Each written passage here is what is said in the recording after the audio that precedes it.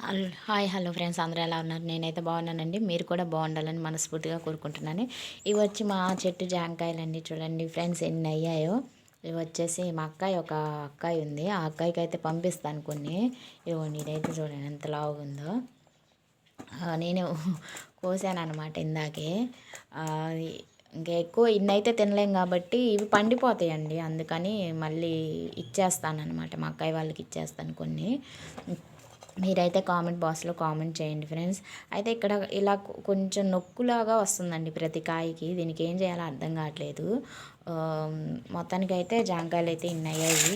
ఒక కళాయి నిండా అయ్యాయండి. నాకైతే చాలా హ్యాపీగా అనిపించింది.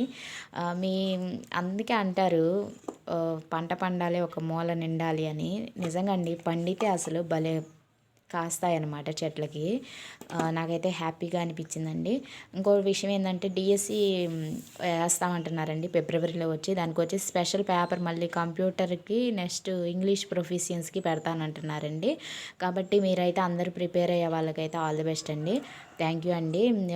ఇటువైపు వచ్చి టెట్ కూడా 9th రిలీజ్ చేస్తామంటున్నారు ఫలితాలు అయితే. ఇంకో విషయం ఏంటంటే టెట్ వచ్చి